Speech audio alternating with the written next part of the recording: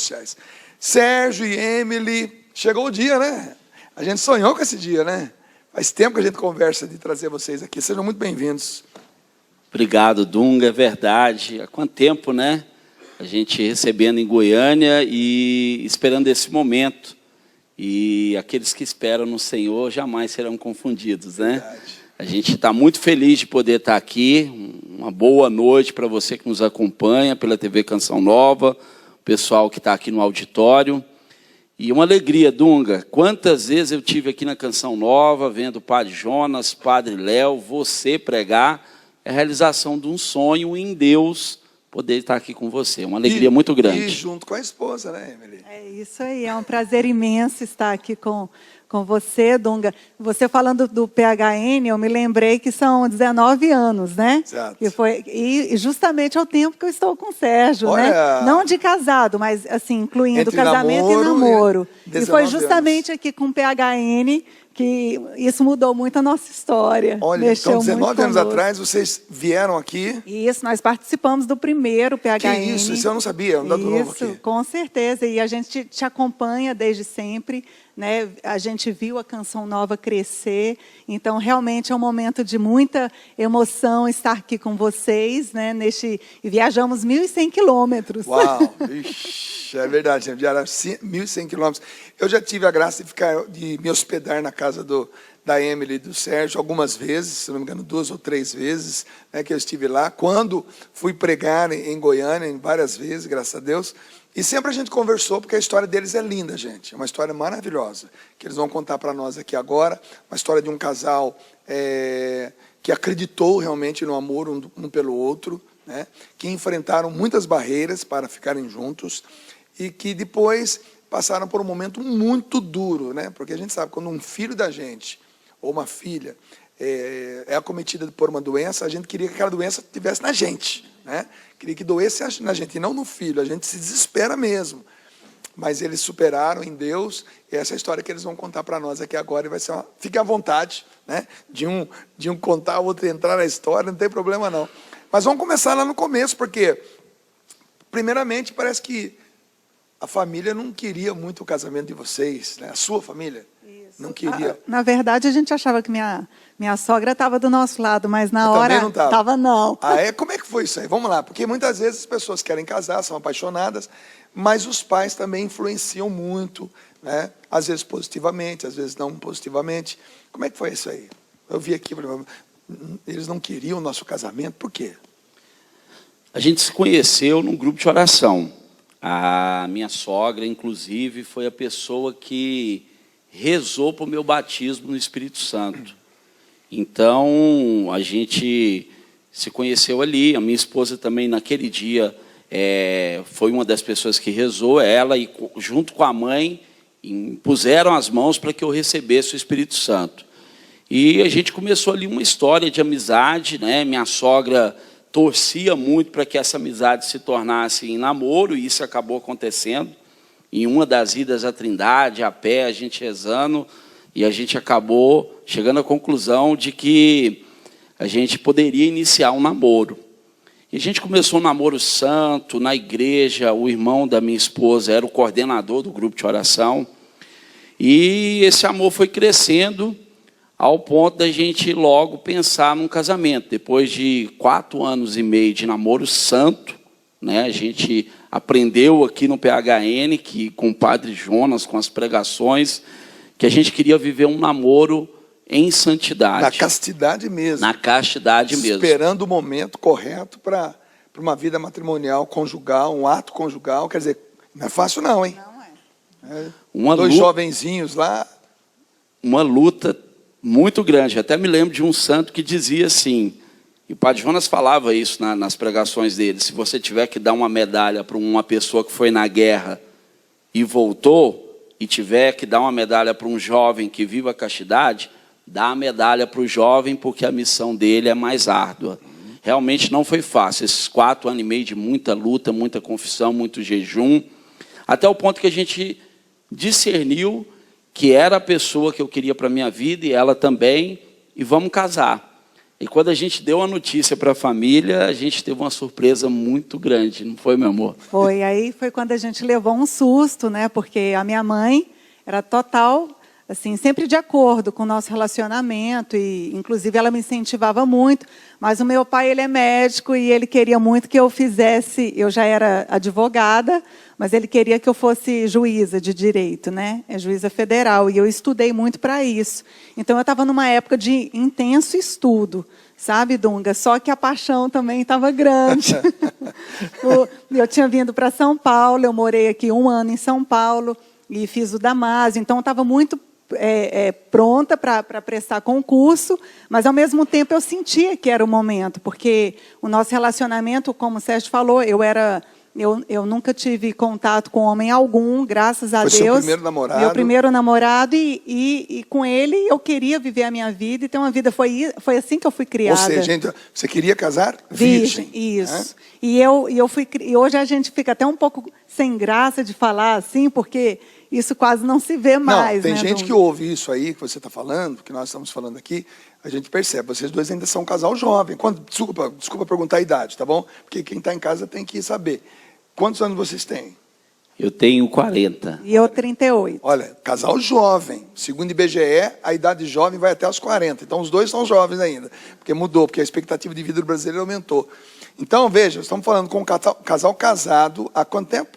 15 anos. 15 anos. Esse ano né? fez 15. Então, um casal jovem ainda, casado há 15 anos, que namoraram... 4 anos e meio. 4 anos vivendo castidade. Então, isso é bacana. E casaram virgem. Isso é maravilhoso, o negócio desse aí. Agora, tem gente que está em casa e fala, você está louco. Isso aí é ET, né? Verdade, eu já ouvi isso de muita gente. Mas você vai saber ao longo do testemunho como essa condição de casamento pode influenciar na vida que vem pela frente, nos desafios que vem pela frente, nas emoções que vem pela frente. É interessante isso aí. Mas o fato que, de repente, mudou. Isso, aí minha mãe já não estava de acordo, começou a achar isso um absurdo, né? O meu pai também, meu pai super relutante, e tentou me mandar para tudo quanto é lugar, para ver se afastava a gente. E aí até que a gente marcou o nosso noivado. O nosso noivado foi no dia 8 de dezembro, né, de 2001, e a gente resolveu, e falamos, não, Deus está à nossa frente, até o momento do nosso casamento eles vão concordar, né? Um pouco antes do noivado. Aí conta aí como foi a sua ida até o sogro. A situação ficou muito difícil, né? O meu sogro chegou a ameaçar a não ir no casamento. Ele não concordava de forma alguma, minha sogra também não. Simplesmente pelo fato que ele sonhava em que você fosse juíza. Isso. E achava que isso iria atrapalhar a sua carreira. Isso. E ele achava, na verdade, que eu não era a pessoa certa para minha esposa, né? E a minha mãe também, eu sou filho único, então minha mãe, de repente, virou a cabeça também, não queria esse casamento. E nós dobramos o nosso joelho e pedimos a Deus uma confirmação, porque estava gerando tanta confusão, a gente chegou ao ponto de pensar, será que nós não estamos precipitando? É isso mesmo que Deus quer? Você já tinha 25 para 26 anos. 25 anos. Né? Você 23 para 24. Isso. 22 por aí. 22 anos, perdão. Quer dizer, formada. 4 anos de namoro. Na castidade. Quer mais certeza que isso? E os pais, por isso que pai também erra, gente. Né? Não é porque é pai, porque o sonho de um pai é ver a filha na companhia de uma pessoa decente, que a respeite e vice-versa. A gente realmente não consegue imaginar por que não, né? Mas os pais têm lá suas maneiras também de enfrentar. Mas daí ficou uma coisa meio complicada. Ficou cada vez mais complicado, ao ponto do meu sogro ameaçar de não ir, de proibir a gente de se encontrar. E então a gente se encontrou, fomos diante do Santíssimo e fizemos uma oração profunda pedindo a Deus a confirmação desse casamento, porque de tanta prova, de tanta barreira para a gente poder casar. E naquele dia, orando, nós abrimos a palavra, e a palavra dizia que o amor é mais forte do que a morte. Então foi uma confirmação, inclusive foi a palavra que nós usamos no dia do nosso casamento. E eu comecei a rezar e lembrava muito das muralhas de Jericó. Então, às vezes até parece loucura para as pessoas, mas assim, a gente estava sofrendo tanto, porque você querer casar e a sua família ameaçar de não ir no casamento, Colocava parecia até que eu não, me sentia como se eu fosse com ele. um criminoso ou alguma coisa assim. E sem motivo, né? Sem motivo. Você era uma pessoa, sim, sem antecedentes que complicasse isso. Você, quer dizer, não existia motivo para não querer o casamento. Você percebia claramente que não era uma coisa normal. Aham. Né? Era um absurdo. E aí eu comecei a rezar e durante 7 dias eu peguei o meu carro e passei no quarteirão do meu sogro, com as mãos estendidas para a casa dele e profetizando que todas as barreiras que estavam no coração dele ia cair por terra. E aí, depois desses 7 dias, eu liguei para ele e falei que precisava ter uma conversa frente a frente. E ele recusou, não estava assim, muito afim de conversar, mas eu passei o dia todo em jejum. E no final da tarde eu sabia que ele terminava o consultório dele por volta das 16 horas. Quando ele estava para fechar o consultório, eu cheguei e nem anunciei na portaria, já entrei. E quando eu fiquei frente a frente, ele pediu para eu sentar. E eu sentei, olhei nos olhos dele e disse: olha, eu vim aqui porque eu respeito muito o senhor. E eu amo demais a sua filha. E eu sei a sua preocupação. Eu me coloco no lugar do senhor como pai. Um dia eu vou ter minha filha e para levar ela da minha casa não vai ser tão fácil assim. Mas eu quero dizer para o senhor que eu sou um homem de Deus e eu vou tirar a sua filha da sua casa para fazer ela mais feliz do que ela já é. O senhor fique tranquilo. E olhando nos olhos dele assim, e eu naquele momento assim, de unção mesmo, prometi para ele fazer a filha dele feliz. E naquele momento as lágrimas desceram. E ele se levantou, me abraçou e falou: então a partir de hoje, eu não só te recebo como genro, mas eu te recebo como um filho. Oh, que maravilha, rapaz. E aí mudou tudo, né? Aí minha sogra já começou a aceitar mais, minha mãe também viu que não tinha mais jeito.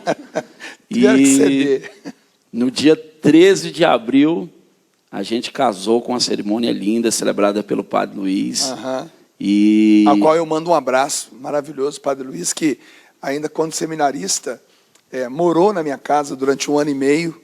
Padre Luiz, se o senhor estiver vendo agora o programa, um grande abraço para o senhor, viu? O senhor é uma pessoa muito querida de todos nós aqui na Canção Nova e de maneira muito especial de mim e pela Neia também, tá? Por mim e pela Neia. Porque nós nos recordamos do tempo que o senhor morou na nossa casa, como seminarista. O senhor cozinhava em casa, o senhor ajudava a Neia nos afazeres da casa. Sempre foi um homem trabalhador. E hoje, como sacerdote, todos vocês aí de Goiânia são testemunhas de como esse padre trabalha, gente. Mas, Emily, e como é que foi depois dessa conversa? Como é que você retomou a conversa com teu pai e com a tua mãe? Eu sempre fui muito verdadeira, Dunga. Então, com o meu pai, ele me questionou, né, por que tanto amor, por que eu não podia esperar o momento certo que ele imaginava que fosse, né? Aí eu falei: não, pai, porque o momento chegou e eu preciso ter uma família, né? Eu quero ter. O senhor me ensinou que a gente tem que ser fiel ao marido e a gente só pode ter relação sexual após o casamento. Então, eu fui muito clara com meu pai, sempre fui muito verdadeira. Então, ele entendeu o motivo. Até as pessoas, às vezes, me questionam e falam: nossa, Emily, como é que você teve coragem de falar? E eu fui muito aberta, muito. E com meu pai nunca teve muito isso, né? Assim, de esconder. Ele sempre ensinou a gente que a gente tem que falar a verdade. Então, eu falei para o meu pai: eu estou completamente apaixonada. Eu e o Sérgio, a gente, antes mesmo de ser namorada, a gente foi grande amigo, né, um do outro.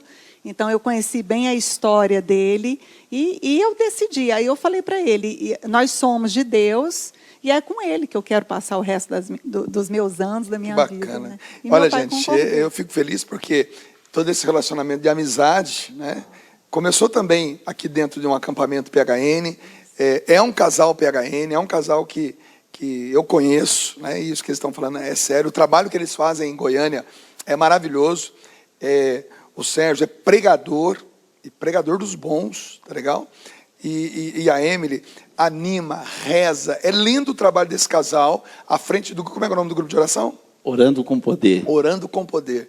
Então, é maravilhoso e eu espero realmente que você de Goiânia possa visitar esse grupo e conferir a história desse casal nesse grupo, tá bom?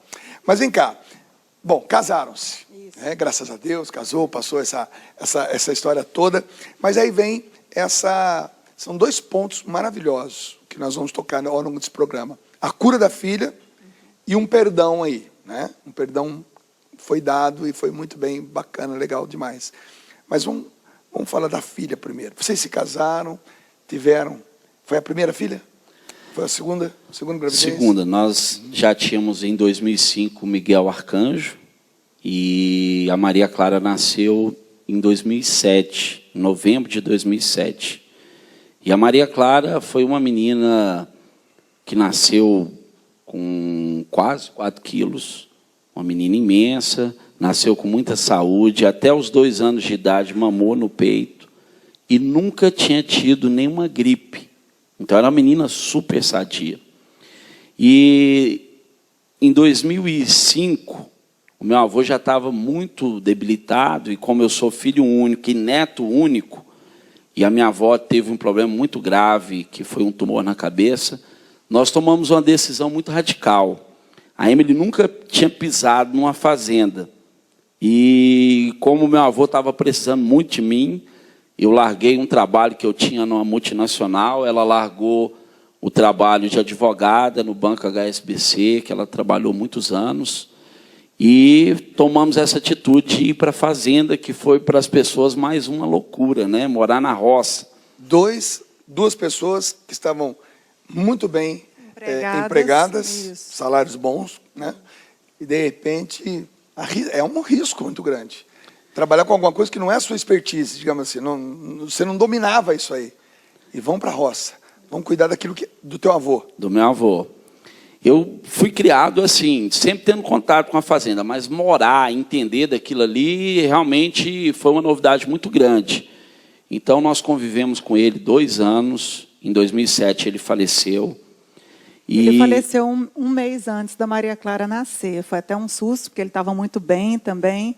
E aí faleceu. E a Maria Clara chegou em 2007, como o Sérgio falou, né? E ela sempre muito, muito forte. Uma menina assim que nunca me deu trabalho mesmo de preocupar com doença nem nada, né? E um dia vocês foram plantar uma árvore, não foi? E aí ali na fazenda, a gente num dia ensolarado, a gente naquela intimidade de família, eu, ela, meu filho, plantando árvores, ela tinha 2 anos e meio só, ela pisou num buraco e torceu o joelho. Quando ela torceu o joelho, ela deu um grito, mas foi aquele grito assim que a gente que é pai, né? Foi lá na minha alma, sabe? Eu percebi que era uma coisa grave.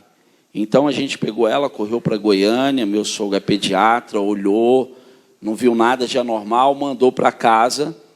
E a gente chegou em casa e as dores só pioravam. A gente voltou para o hospital e ela ficou internada. Ela ficou internada 3 meses tratando de uma doença que chama osteomielite. O primeiro diagnóstico dos médicos é dessa doença dos ossos, chamada osteomielite. Então, ela tomou 3 meses de antibióticos fortíssimos e o tempo ia passando e eu rezando, eu larguei tudo na fazenda, eu abri mão do meu trabalho, porque eu vi que era algo muito grave. E outra coisa, nesses 3 meses, ela não conseguia colocar as pernas no chão. Então, ela começou a perder o movimento das pernas, né? Ela teve que engessar as 2 pernas, porque quando a gente levou ela no ortopedista, ele falou assim, nossa, essa menina, os ossos realmente estão muito frágeis. E aí engessou as pernas da minha filha, ela ficou por 90 dias com as pernas engessadas, e aí meu pai, ele já tinha falado assim, para mim em particular, que era uma coisa mais séria. Mas ele não, assim, ele chegou a falar para mim, um dia falou, eu tô achando que isso aí pode ser câncer nos ossos, porque como a gente tinha uma relação de ser muito verdadeiro um com o outro, eu falei, pai, mas câncer? Ele mas vamos esperar. um pouco. Ela tinha quantos anos mesmo? 2 anos e 2 meio. anos. Imagina, uma criança de 2 anos e meio, é a idade da minha neta hoje, né? Mais ou menos.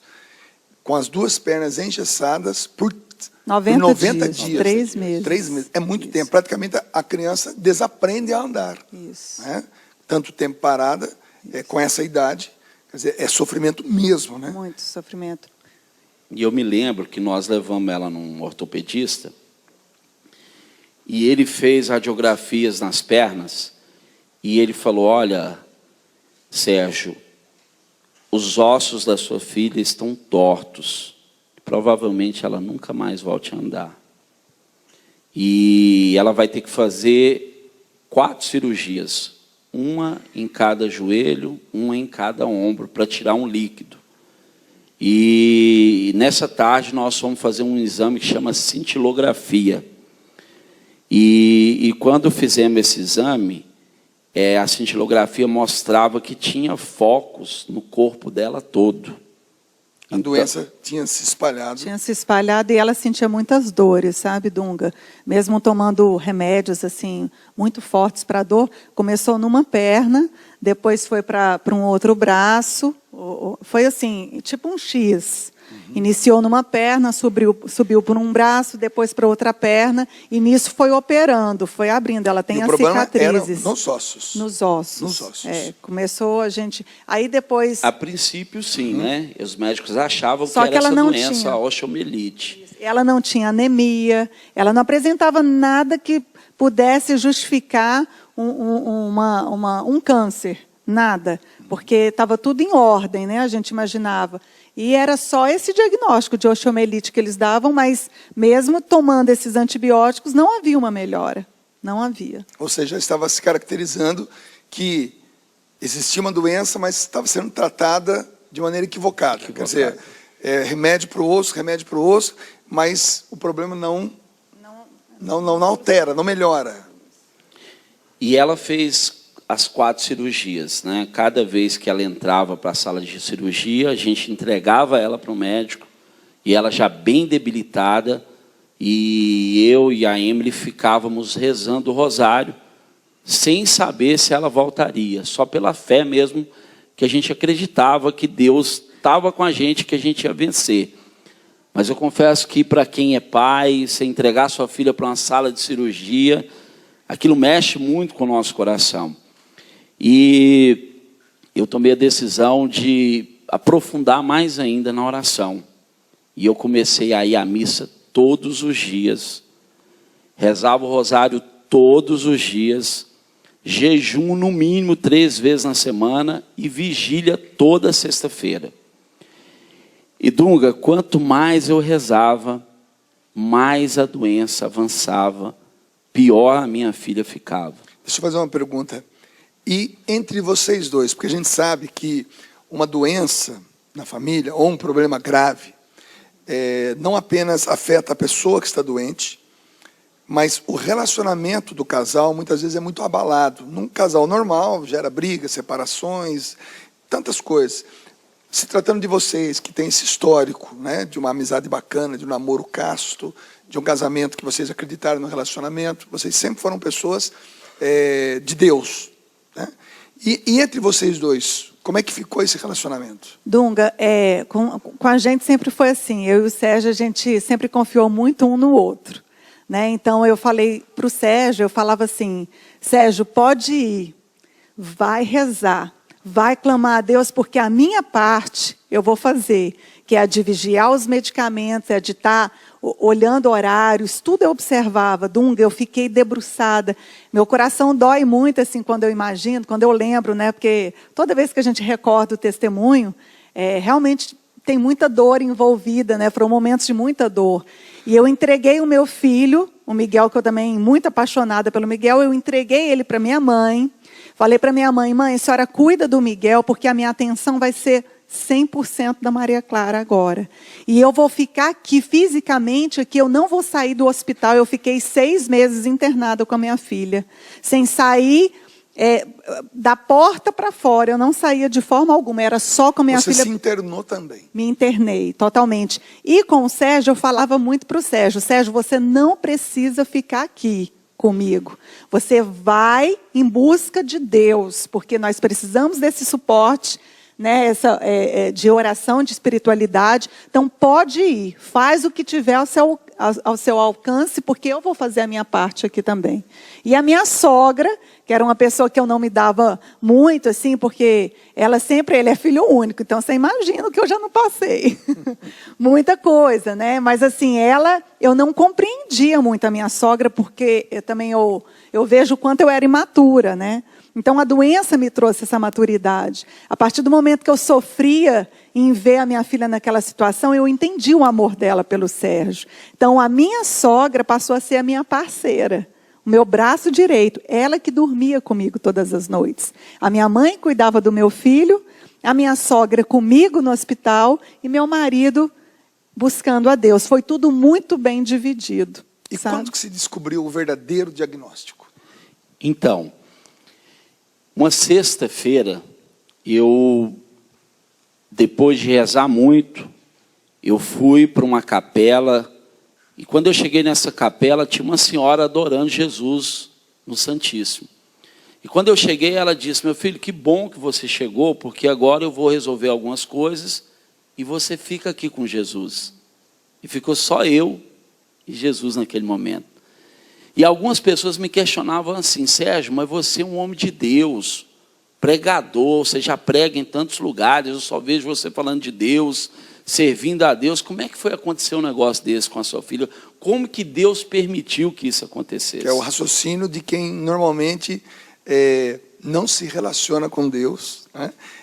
Se revolta de imediato e quer plantar essa revolta no coração de alguém. Né? Como é que Deus pode permitir uma coisa dessa? E outra coisa que o Sérgio ouvia muito, que ele falava, e eu também ouvia isso, aceita a vontade de Deus. Isso é vontade de Deus, aceita. Você tem que aceitar que sua filha vai morrer. E algumas pessoas até diziam assim, isso deve ser porque ele fez alguma coisa errada e Deus está castigando também. Então a gente ouve de tudo. E nesse dia, frente a frente com Jesus, eu sou uma pessoa que eu nunca ousei questionar a Deus. A Bíblia diz que o Senhor é bom e eterna é a sua misericórdia. Então, tudo que vem de Deus é bom. E tem coisa que acontece, não foi Deus que quis. Ele pode até ter permitido, mas sempre para tirar um bem maior. Quando eu estava frente a frente com Jesus, eu falei, Senhor, nunca ousei te questionar e nem vou. Existe mais alguma coisa que eu possa fazer para que a minha filha seja curada? Porque as pessoas estão dizendo que eu tenho que aceitar a sua vontade. E eu aceito, seja qual for. Mas como filho de Deus, e com a intimidade que eu tenho com o Senhor, eu quero mostrar para o Senhor a minha vontade. E a minha vontade é ver a minha filha curada, perfeita. Quando eu falei aquilo, Deus me mostrou claramente, Sérgio, só existe mais uma coisa para ser feita. Eu acolhi todas as suas orações. Agora é preciso acontecer o perdão. E antes um pouco de fazer essa pergunta, eu tinha visto, quando eu comecei a oração no Santíssimo, umas nuvens negras e como com raios, um tempo muito tenebroso. E quando Jesus falou para mim que precisava acontecer esse perdão, eu me lembrei do fato que eu perdi meu pai com 5 anos de idade. Meu pai foi assassinado com 6 tiros a queima-roupa pelas costas, por um homem casado com a irmã da minha avó, tio do meu pai e padrinho do meu pai. A nossa família teve um racha, a minha avó ficou 30 anos sem conversar com a irmã. E eu me lembro quando a gente chegava na porta da casa da minha bisavó, a minha avó muitas vezes parava e falava assim para a gente, vamos voltar, porque o demônio está dentro da casa da minha irmã. E o demônio era a irmã. Havia uma revolta muito grande, né, por parte da minha Isso foi sendo transferido para os filhos. Ou seja, você foi nascendo, aliás, crescendo, presenciando esse ódio. Eu me lembro, Dunga, que quantas vezes eu saí do colégio E eu esperava ver meu pai e os meus amigos, todos com os pais que iam buscar, e meu pai nunca estava lá. Eu gosto muito de futebol, você sabe disso. Flamenguista roxo. Flamenguista. Em Goiânia, Goiás. E eu treinava no Goiás, cheguei a treinar no Goiás. E quantas vezes eu saía do treino e no futebol a gente sempre vê os pais ali incentivando e tudo. Minha mãe, coitada, ela, como me criou sozinha, eu convivi pouco com a minha mãe, porque ela tinha que trabalhar, ela tinha que correr atrás, ela era sozinha, né? E eu saía do treino, meu pai também não estava lá. Então aquilo gerou uma revolta muito grande dentro de mim, tanto é que na minha juventude, até os meus 17 anos, eu dei muito trabalho para minha mãe. Só não usei droga, mas eu era violento, eu cheguei a agredir minha mãe algumas vezes por conta que eu ouvia rock, queria ir para a rua, e ela sempre muito zelosa. E eu lembro uma vez que eu cheguei ao absurdo de minha mãe chegar numa roda de amigos para me falar para ir para casa, e ela insistiu tanto, e eu acabei dando um chute na minha mãe, coisa que hoje eu me arrependo profundamente. Então tinha uma revolta muito grande, e agora Deus estava pedindo perdão, que eu perdoasse um homem que arruinou a minha infância, arruinou a minha família. A minha avó teve um tumor no cérebro de tanto sofrimento. E o pai dele era o único filho também. Único filho. E Deus agora estava pedindo isso.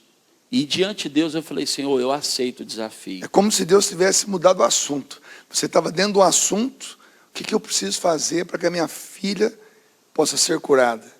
Quer dizer, é como se Deus abrisse uma outra página no computador. Vamos fazer isso aqui, vamos abrir uma outra página aqui. Tem uma questão aí, ainda precisa ser maior que essa, ainda precisa ser revista.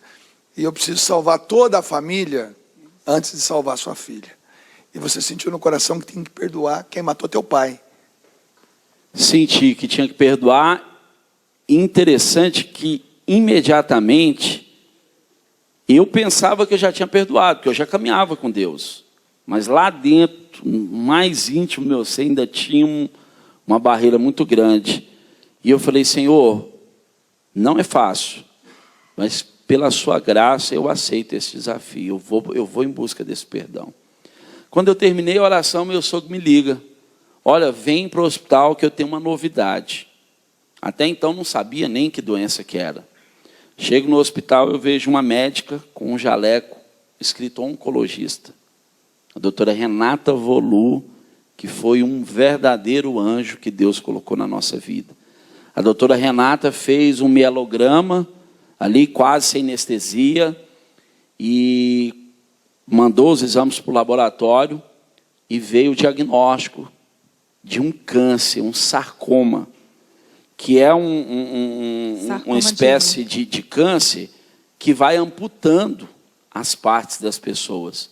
Eu me lembro que eu levei a Eucaristia, que na época eu era ministro de Eucaristia também, levei a Eucaristia para um rapaz que estava internado com essa doença e ele já não tinha a perna. Quando eu dei a Eucaristia para ele, olhei para a perna, aquele lado humano falou forte e eu pensei, meu Deus, será que a minha filha vai ficar desse jeito? E o rapaz me evangelizou naquela noite. Eu fui ali para levar Deus para ele, e ele com aquela perna daquela forma me falou de Deus de tal forma e me colocou para cima. E eu saí dali e falei, passei num salão, rapei a minha cabeça. Porque naquele momento eu vi que eu ainda era como o cego Bartimeu, eu precisava tirar minha capa. A gente caminha com Deus, pensa que já está pronto, e Deus quer fazer uma obra muito maior. Eu e a minha esposa, a gente sempre foi amigo de Deus, mas assim, quando a gente casou, a gente teve alguns problemas também. Ela não aceitava muito o meu chamado, que era pregar. Eu era muito imaturo, então eu queria assumir tudo quanto é coisa, às vezes omitia as coisas para ela, então a gente teve muito problema por conta disso. E eu vi ali na doença Deus querendo tirar aquela capa. Eu quero você evangelizador, mas eu quero um novo evangelizador. Então eu rapei minha cabeça, porque eu também queria me juntar à minha filha, que eu imaginei, ela vai fazer quimioterapia e os cabelos vão cair, quando cair ela não vai estranhar o pai. E eu fui lá para a Sagrada Família, para os primeiros bancos da igreja, a missa lá cheia de gente, na época não era santuário ainda, e eu falava para as pessoas, olha, quando vocês verem um careca lá na frente, lembra que lá em casa tem uma menina linda e essa menina está morrendo. E ela precisa da oração de vocês. Eu lembro que eu cheguei no hospital, ela estava deitada na cama, só um trapinho. E como uma voz dizia para mim, aí Sérgio, depois de você ter levado a palavra para tantas pessoas, depois de, através da imposição da sua mão, tantas pessoas terem sido curadas, agora você vai perder sua filha. E eu continuei orando, Dunga, e fui na casa da minha mãe, e a palavra de mãe sempre nos fortalece, né? Cheguei na casa da minha mãe, quando ela abriu a porta, me viu careca, falou, meu filho, o que é isso? Por que você rapou a cabeça? E eu contei a história para ela, e ela olhou nos meus olhos e falou assim, olha, eu profetizo que a palavra de Deus diz que nenhum fio cai da nossa cabeça sem a permissão de Deus. A Maria Clara vai passar por todo esse processo e não vai cair um fio de cabelo. E realmente ela fez toda a quimioterapia, e até hoje os médicos não sabem explicar porque não caiu. O cabelo não caiu. Não caiu. Nem a sobrancelha. Porque normalmente a criança, quando começa a fazer a quimioterapia, ela vai, né, caindo, cai tudo, os pelos do corpo, a sobrancelha, ela fica com aquele aspecto mesmo, né, de criança que está fazendo a quimioterapia. E isso não aconteceu com a Maria, né? E com relação a esse dia que o Sérgio está falando, que foi um dia assim, que foi, eu acho, um dos piores dias da nossa vida, foi muito pouco na minha vida, um ou dois momentos que eu tinha visto meu pai chorar, sabe, o Dunga? E nesse dia, meu pai chorou como uma criança. Aí eu percebi a gravidade, né, Seu pai era médico? Meu pai era médico e ele não acreditava, pediatra, e quando ele viu que era um sarcoma de Ewing, que era essa doença, ele realmente ficou muito desorientado, Sérgio, porque foi nesse dia que ele teve esse encontro com Deus, então ele estava mais calmo, porque o Sérgio, às vezes ele fica tenso, né, diante de... Com certeza ele teria ficado, se não fosse esse momento com Deus, ele teria ficado muito desesperado, né? E então, o perdão? Como é que esse perdão de fato aconteceu? Então, aí, chegando no hospital, todo mundo tenso, e Deus colocou uma paz muito grande no meu coração. Quando eu tomei a decisão de perdoar, eu já senti uma paz. E eu fui para a vigília, e naquela vigília eu rezei muito, passei a noite toda em oração, e no outro dia fizeram uma revisão dos exames, e ali eu já vi a mão de Deus agindo. Inexplicavelmente, até hoje meu sogro não sabe explicar, os exames estavam errados.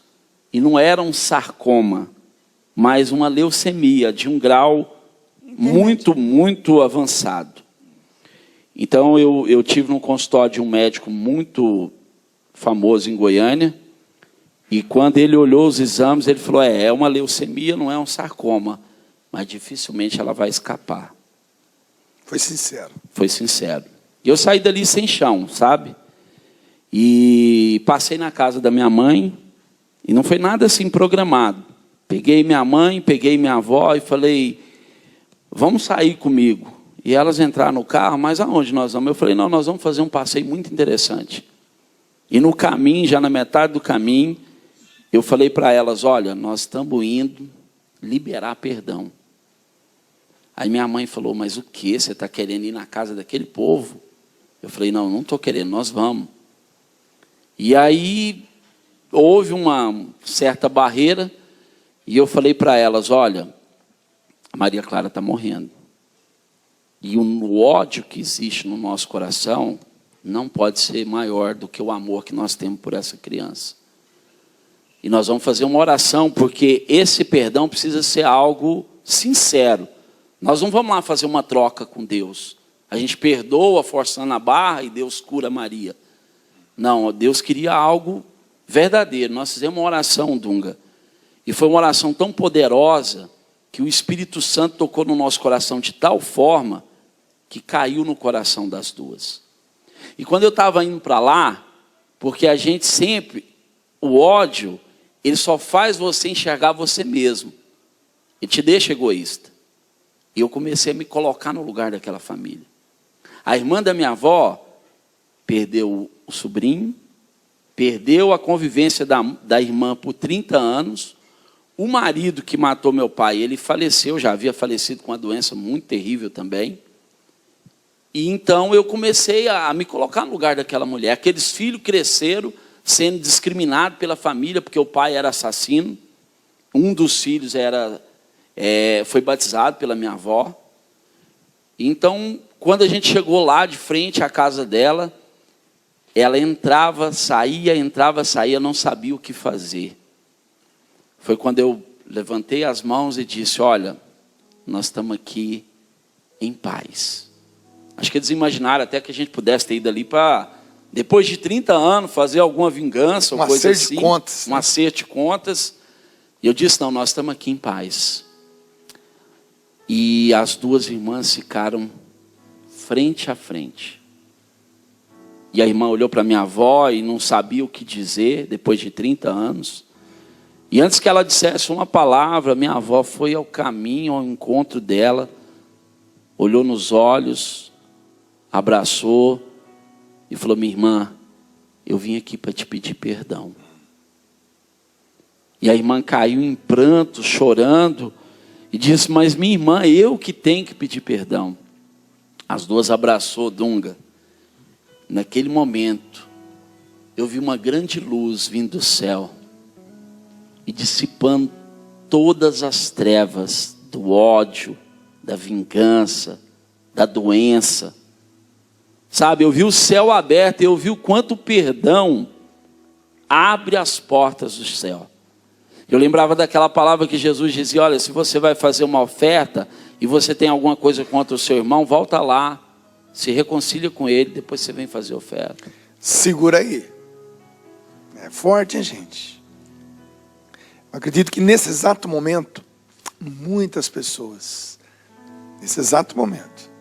muitas pessoas em casa estão descobrindo os porquês de muitas coisas.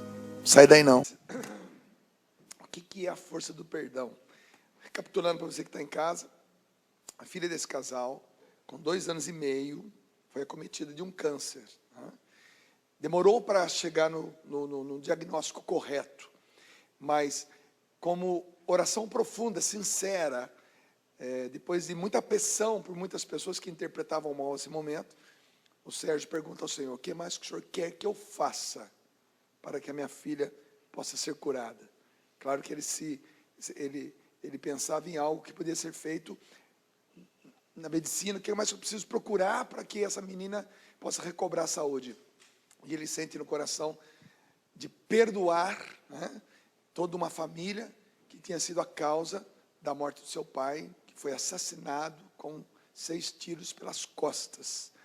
E ele, sua mãe, sua tia, sua mãe? Avó. Ele, sua mãe, sua avó, vão até a casa onde precisava que esse perdão fosse finalmente liberado. E a partir disso, Sérgio, o que aconteceu? Quer dizer, conta-me um pouquinho como é que foi essa noite. Temos 20 minutos para esse programa terminar. Precisava de 2 horas hoje. Mas como é que foi? Então, aí as duas ficaram frente a frente. A irmã pediu perdão, a minha avó pediu perdão para a irmã, e elas se perdoaram.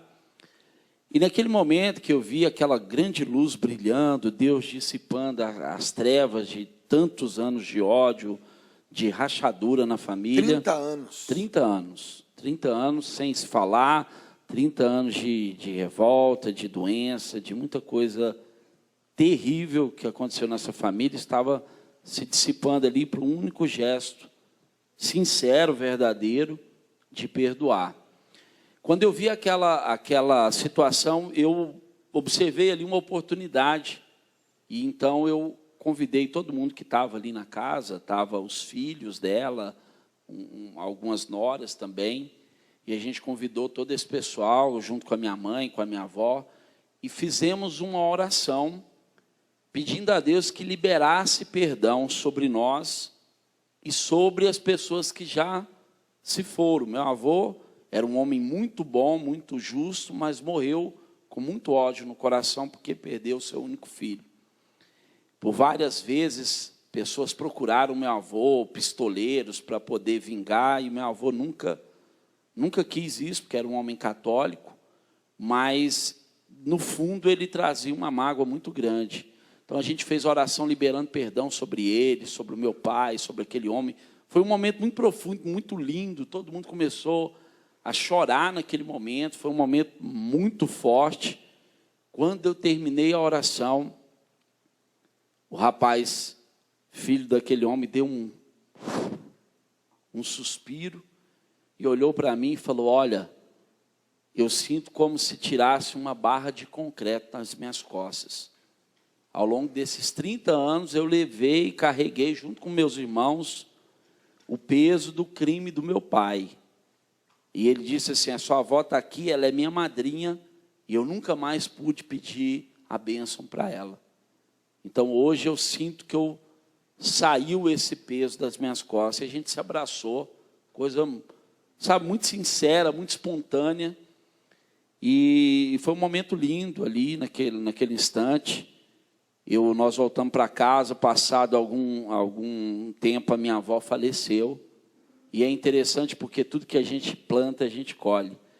No dia do velório da minha avó, as pessoas que mais deram força para nós foram eles. Então, de inimigos, amigos se tornaram amigos. Hoje a gente se encontra, a gente não tem tanta convivência, porque a vida é muito corrida, mas foi um perdão, não daquele momento, foi algo para sempre. A gente se encontra, a gente se cumprimenta. As pessoas na cidade lá, elas às vezes até estranham. Eu estou no banco, o rapaz vem e senta do lado, a gente pega na mão, conversa, beleza, as pessoas olham, como que isso pode acontecer? Só Deus, né? Porque é aquelas histórias próprias de fazendeiros, né? De famílias, né? Que trazem muitas vezes anos de rixas, né? Anos de ódio, e que se não existe alguém iluminado por Deus que tem uma atitude de parar aquilo, isso pode renascer no coração de alguém, e eles podem reviver aquela lei antiga do talião, olho por olho, dente por dente. Quer dizer, inclusive isso foi lei, né? Isso era lei, e era uma lei para a época justa, porque era o que impedia as pessoas de fazer algum mal a alguém, porque senão aquele mal iria para ela também. Então, quer dizer, se alguém não para isso, né, alguém, numa geração futura, talvez seus filhos, talvez os filhos dos seus filhos, pudessem ressuscitar esse ódio, né, e partir para alguma coisa que a gente nem poderia imaginar. Agora, a cura, né, porque hoje, daqui a pouco, sua filha vai entrar aqui, né, e a cura, como é que se procedeu essa cura? Passado esse momento do perdão, e é até interessante isso, porque para que as pessoas entendam bem que Deus tem um momento, a hora e o lugar. A gente acha que quando Deus pede para a gente fazer alguma coisa, e a gente faz, isso não significa que imediatamente aquilo que a gente espera vai acontecer. Eu tenho certeza que naquele instante do perdão, já foi decretado no céu. Exato. Agora, o decreto já saiu de lá. Vai simplesmente chegar na terra. Vai ter um tempo para se manifestar. E a gente precisa passar esse tempo, Dunga, alerta, sem relaxar na nossa fé. Eu continuei jejuando, orando, participando das vigílias, pagando as dívidas, porque quando ela adoeceu, a gente na época não tinha convênio, então eu tive que levantar um valor muito alto, mas isso é o de menos da história. Mas eu trabalhando muito, e me lembro muito bem, um dia eu cheguei da fazenda, era uma sexta-feira, depois de muito trabalho, de muita luta, estava muito cansado, e toda sexta-feira era sagrado. Durante mais de um ano, né, eu participei toda sexta-feira da vigília do Nelson. Até quero mandar um abraço para o Nelson, que foi um anjo também na nossa vida. E naquele dia eu cheguei em casa, e quando eu subi o elevador, eu disse para o Senhor: Senhor, hoje eu não consigo ir na vigília. Hoje extrapolou o meu limite. Quando eu abri a porta, a Maria Clara estava sentada sozinha no sofá, toda inchada ainda pelo efeito dos corticoides, da quimioterapia. Ela ficou muito inchada. E quando ela me viu,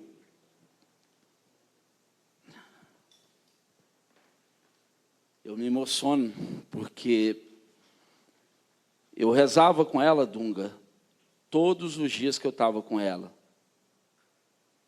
o salmo que diz: suas promessas são dignas de fé. Eu li aquele livro do Neil Velles que diz: por suas chagas fomos curados. E eu dizia para ela: filha, você é mais que vencedora.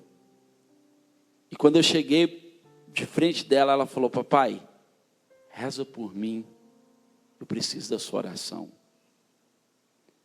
E ela proferiu essas palavras: as promessas de Deus são dignas de fé.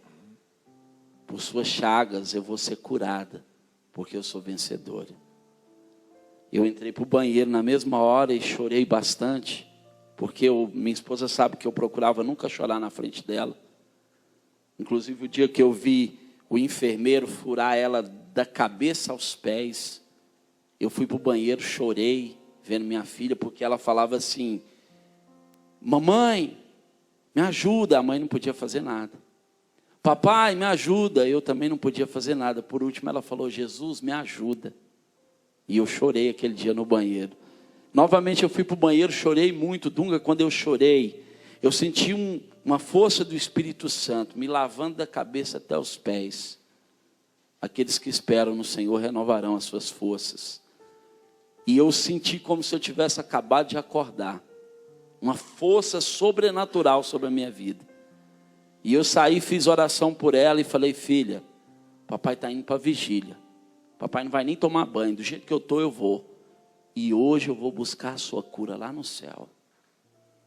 E eu fui para a vigília e literalmente eu entrei no céu naquele dia. Foi a melhor vigília da minha vida.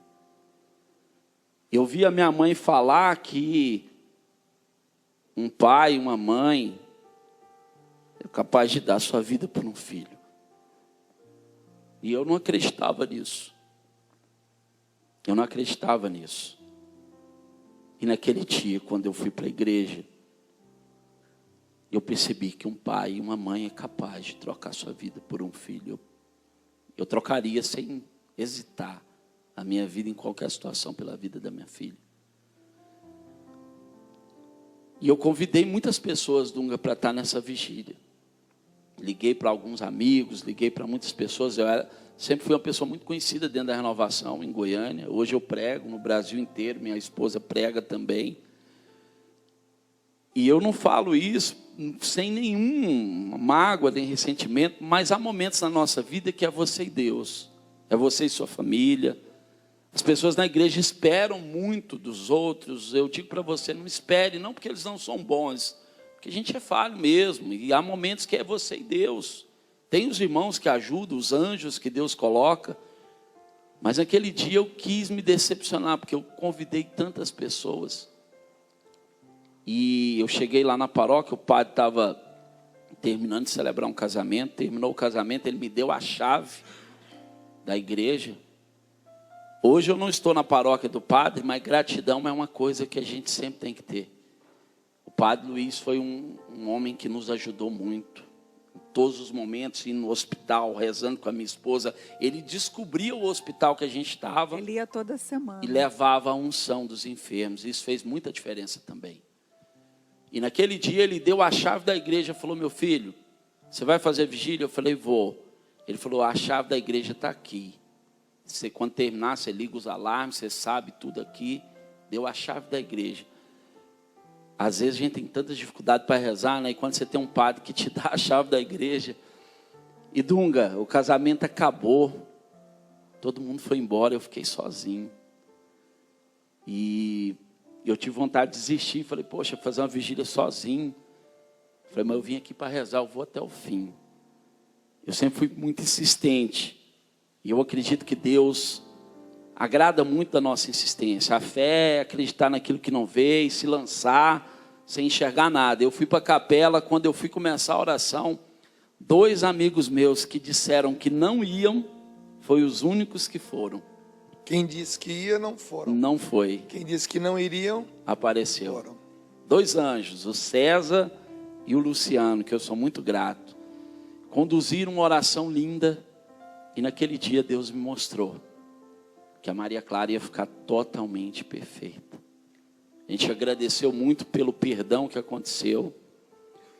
E passado alguns dias, A gente levou a Maria Clara na doutora Renata Volu, que é outra pessoa que eu quero agradecer muito.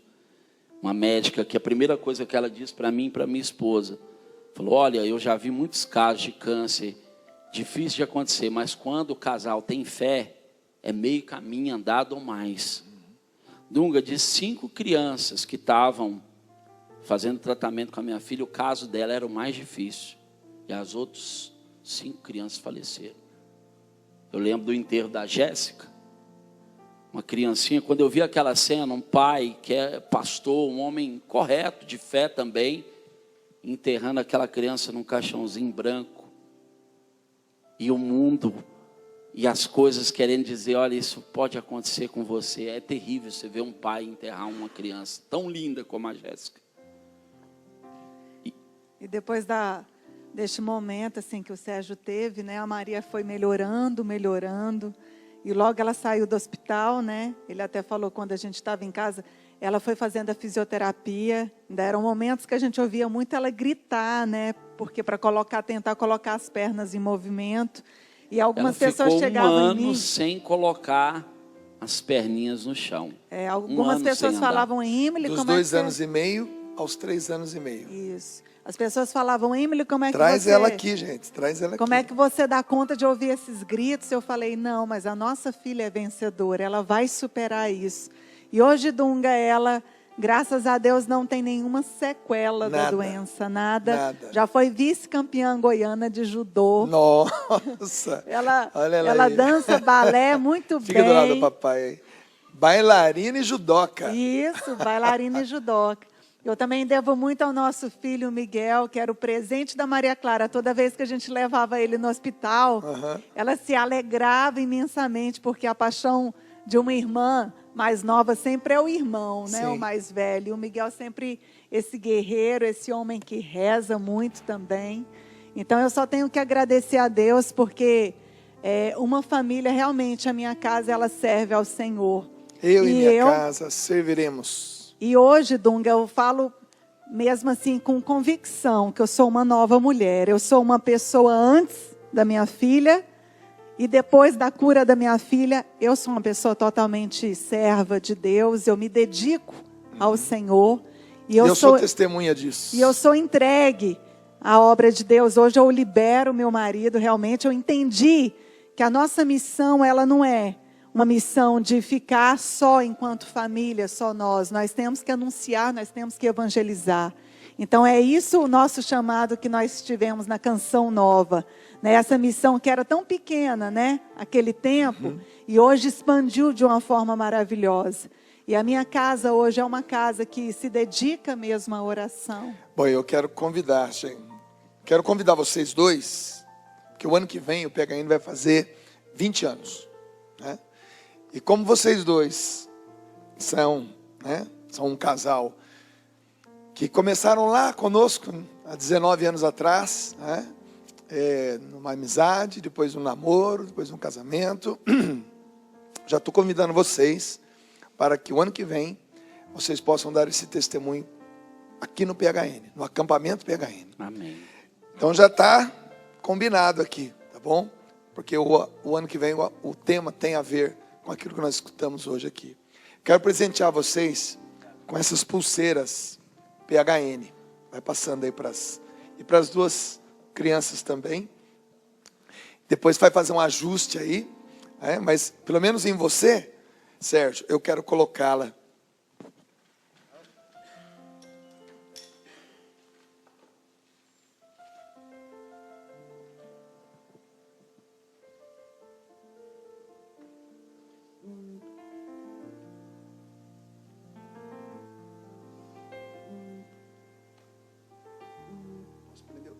Posso prender o corinho aqui, não?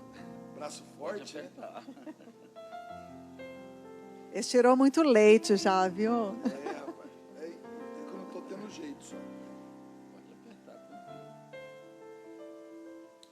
Isso.